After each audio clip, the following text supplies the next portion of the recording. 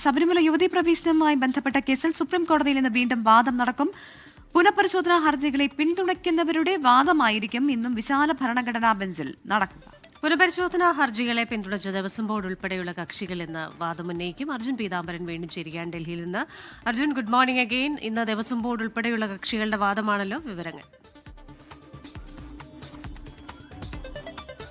കൃഷ്ണ പ്രവിത, ഇന്നും നാളെയും മറ്റന്നാളുമാണ് വീണ്ടും സുപ്രീം കോടതിയിൽ ഈ ശബരിമല സ്ത്രീ പ്രവേശന പുനഃപരിശോധനാ ഹർജികളിൽ വീണ്ടും വാദം കേൾക്കുന്നത്. ഇന്ന് പക്ഷേ എന്തായാലും കഴിഞ്ഞ ദിവസങ്ങളിലെ പോലെ തന്നെ ഈ പുനഃപരിശോധനാ ഹർജിയെ പിന്തുണയ്ക്കുന്നവരുടെ വാദമാണ് നടക്കാൻ പോകുന്നത്. പ്രത്യേകിച്ചും ദേവസ്വം ബോർഡ് ഉൾപ്പെടെ അവരുടെ വാദങ്ങൾ ഉന്നയിക്കും. അതായത് യുവതീ പ്രവേശനം നേരത്തെ 5 അംഗ ബെഞ്ചിന്റെ വിധി അത് തെറ്റായിരുന്നു, പുനഃപരിശോധിക്കണമെന്ന കാര്യം വ്യക്തമാക്കിയിട്ടുള്ളവരുടെ ഹർജികളാണ് ഇന്ന് വീണ്ടും കേൾക്കാൻ പോകുന്നത്. അടുത്ത 2 ദിവസങ്ങളിലായിരിക്കും ഈ പറയുന്ന പുനഃപരിശോധന വേണ്ട എന്ന് നിലപാടെടുത്തിട്ടുള്ളവരുടെ ഹർജികൾ കേൾക്കുക. കഴിഞ്ഞ 3 ദിവസം, അതായത് ഏപ്രിൽ 7, 8, 9 തീയതികളിൽ സുപ്രീം കോടതി ഉൾപ്പെടെ നടത്തിയിട്ടുള്ള നിരീക്ഷണങ്ങൾ വളരെ സുപ്രധാനമായിരുന്നു. പ്രത്യേകിച്ചും ഈ ആദ്യഘട്ടങ്ങളിൽ യുവതീ പ്രവേശനം അത് അനുവദിക്കണമെന്ന് പറഞ്ഞ് ഹർജികൾ നൽകിയത്, അത് പലതും പൊതു താല്പര്യ ഹർജികൾ ഉൾപ്പെടെ ഉണ്ടായിരുന്നു. അതെല്ലാം തന്നെ തെറ്റായിരുന്നു. മാത്രമല്ല വിശ്വാസികളല്ലാത്തവർ ഇത്തരത്തിൽ പൊതു താല്പര്യ ഹർജികൾ കൊണ്ടുവരുന്നത് അത് എന്റർടൈൻ ചെയ്യേണ്ട ഒരു കാര്യമല്ല, അത് സ്വീകരിക്കേണ്ട ഒരു കാര്യമില്ലായിരുന്നില്ല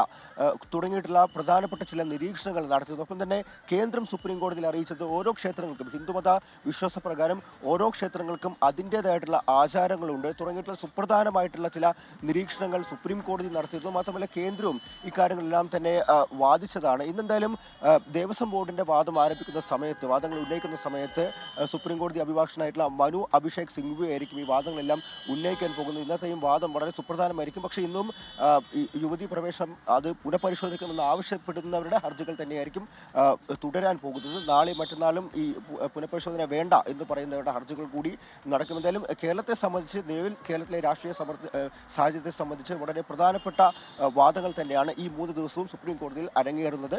കൃഷ്ണ പ്രവിത. ഓക്കെ, അർജുൻ പീതാംബരനാണ് ഡൽഹിയിൽ നിന്ന് വിവരങ്ങൾ നൽകിയത്.